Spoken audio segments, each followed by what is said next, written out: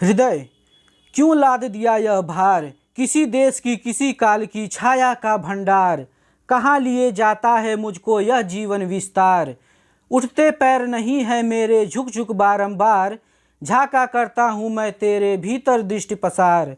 अंकित जहाँ मधुरता के हैं वे अतीत आकार, जिनके बीच प्रथम उमड़ी थी यह जीवन की धार। लगी रहेगी ताक झाँक यह सब दिन इसी प्रकार, लिपटा था मधुलेप कहाँ का ऐसा अमित अपार।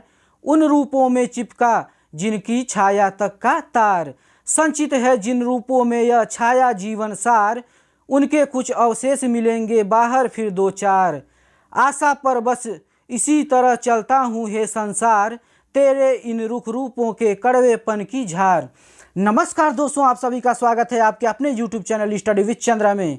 दोस्तों, डीएलएड थर्ड सेमेस्टर के अंतर्गत आज हम जानेंगे भारत के एक महान आलोचक सम्राट आचार्य रामचंद्र शुक्ल के जीवन परिचय के बारे में। तो आइए दोस्तों जानते हैं आचार्य रामचंद्र शुक्ल के जीवन परिचय के बारे में। तो आचार्य रामचंद्र शुक्ल का जन्म 4 अक्टूबर 1884 को अगोना बस्ती जिला उत्तर प्रदेश में हुआ था और इनकी मृत्यु 1941 को वाराणसी में हुई थी। इनके पिता का नाम पंडित चंद्रबली शुक्ल था और इनके कुछ बच्चे थे, दुर्गावती शुक्ल, गोकुल चंद शुक्ल, केशव चंद्र शुक्ल इत्यादि। हिंदी के महान आलोचक, निबंधकार, साहित्यकार, कथाकार, कवि आचार्य रामचंद्र शुक्ल को कौन नहीं जानता। हिंदी साहित्य का इतिहास नामक उनकी एक पुस्तक है जिससे आज भी हिंदी साहित्य के काल का निर्धारण किया जाता है। दोस्तों, आचार्य रामचंद्र शुक्ल की एक रचना है हिंदी साहित्य का इतिहास, जो अभी भी काल निर्धारण के लिए, हिंदी साहित्य के काल निर्धारण के लिए महत्वपूर्ण है। शुक्ल जी के पिता की नियुक्ति मिर्जापुर सदर में कानूनगो में हुई तो समस्त परिवार को लेकर वह मिर्जापुर में रहने लगे। जिस समय शुक्ल जी मात्र 9 साल के थे उनकी माता स्वर्ग सिधार गई। अध्ययन के प्रति लग्नशीलता शुक्ल जी के बाल्यकाल से ही विद्यमान थी।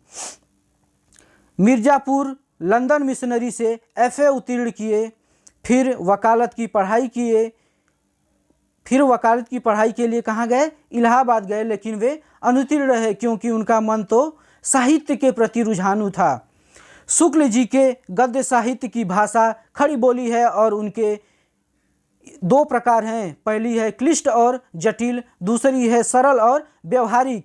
और अब हम जानते हैं इनकी भाषा शैली के बारे में। तो आलोचनात्मक शैली, गणवेशनात्मक शैली और भावात्मक शैली में इन्होंने रचनाएं की हैं। आइए दोस्तों, अब हम जानते हैं आचार्य रामचंद्र शुक्ल के साहित्यिक रचनाओं के बारे में, जो कि परीक्षा की दृष्टि से काफ़ी महत्वपूर्ण हैं।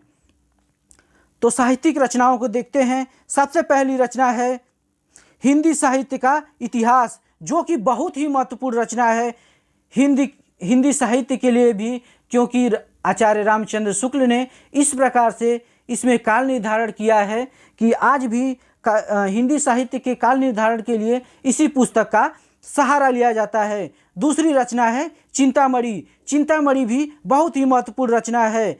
एक रचना है हिंदी शब्द सागर, नागरी प्रचारणी पत्रिका, आलोचनाएं, काव्य में रहस्यवाद, काव्य में अभिव्यंजनावाद, रस मीमांसा, मित्रता, ये इंटरमीडिएट का चैप्टर है, और अध्ययन। ये थी दोस्तों आज आचार्य रामचंद्र शुक्ल के जीवन परिचय। दोस्तों, यदि आपको यह वीडियो अच्छा लगा हो तो चैनल को सब्सक्राइब करें, दोस्तों के साथ शेयर करें और बेल आइकन दबाना न भूलें। यदि आपको इसमें कुछ त्रुटियां मिलें तो कमेंट बॉक्स में अपना सुझाव अवश्य दें। धन्यवाद।